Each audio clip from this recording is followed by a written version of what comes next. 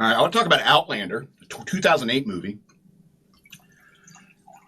I wanted to talk about this last week, but again, we had the technical difficulties, and wow. All right, so let me give you a premise of the plot. So, Jim Caviezel movie, and Jim Caviezel is, I don't know, how can I put this, like part of a kind of like police force or military. And he crash lands on Earth in like 780. Pick a random date. 700 AD. But he's got all this, fancy spaceship technology. He's got an armor, and he's got like a beacon with all his laser weapons and stuff like that. And he pulls up the thing. Is like, where am I? When am I? And so forth. What's the local language? And they said the local language is Norse.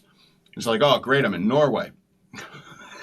and I'm thinking, oh great, they're in Norway too. You see, I'm English. By genetics, I'm English. So genetically, I hate the Norse. And if you ever look at Norse women and you ever look at British women, you'll see why I hate the Norse. Because the Norse would like get on their boats and they'd raid places all over the place, like Ireland, England, Scotland, so forth. And they'd take the prettiest chicks back to their country, usually by force. And so that's why Norwegians are prettier than British people. Now, I'm not saying that the Norse are the reason I'm ugly.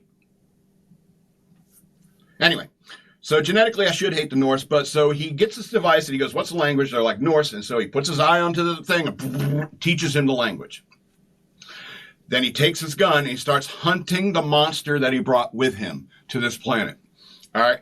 He finds this village that's been just decimated, just destroyed. And I like this. There's this one scene where there's a wild horse running around. I was like, ugh, I don't like that. But then later you see the horse was killed. And I was like, yes, dead horse head. I always like that. That's always good for me. Dead horse head. And I was like, yes. But he finds this village that's been destroyed. And he's like, oh, man, I guess the monster got through here. All this is obviously happening in his head. You find out later through exposition that what's really going on. But what happens is he gets captured by this heir apparent to the leadership of this one village. And he gets taken back to their village, and he kind of has to ingratiate himself. He's a captive. They want to know who you're from. Are you from this Gunner's clan or something like that? And it's like, who destroyed that village? Because they're going to think it was us, and so forth. And so he tells them, he's like, I'm from an island far to the north, and it's a dragon. There's a dragon on the loose, and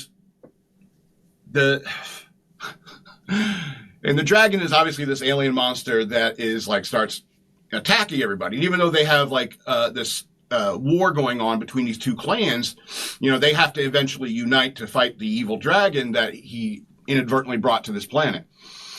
And so, there was really good combat strategies in the movie. I thought that was really impressive because the way they used archers is realistic. The way they used infiltration and so forth to, attack enemies that's realistic. That's how it was done back in the days. Plus, like how small, the town was, how small the village was. And you're talking about small unit tactics. I forget, I was watching another movie where it's like, trying to remember the name of it, but even like in when you talk about like the wars that happened in England and stuff like that, you're talking about like 20 to 50 people defending a castle, And so I thought it was really interesting. It was realistic in that regard. And the lore that Jim Caviezel's character brings to the story, because obviously you got the Norse lore all on its own, which is interesting in its own right, but then he brings all this fictional lore of his society and what the monster is and where it comes from. And you find all this out in the movie, through exposition and so forth. And it's revealed very well, but the density of the amount of lore kind of explains why I think they made Outlander a series now, it's a series. So, I think that's why it is. It's very dense in with its own lore. Excuse me. And I thought it was really, really good. The third act was overly ambitious, I think. And I thought the CGI at times, especially in the third act, was kind of meh, not really good. However, in the second act, the dragon was done very well. I thought they probably spent the most time on that because it was done very, very well.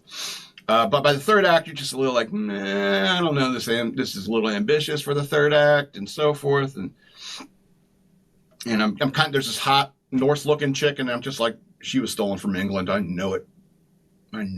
Anyway, but yeah, it was written by Howard McCain and Dirk Blackman.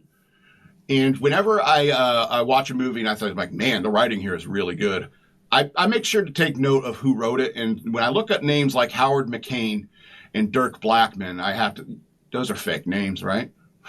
Those are fake names, aren't they? They gotta be. Anyway, Outlander, 2008 movie, 11 of 13 stars. Incredibly dense in information and lore for a 2-hour movie. You know, very rich with lore.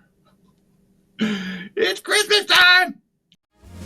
The madman loves you all, from the big to the small.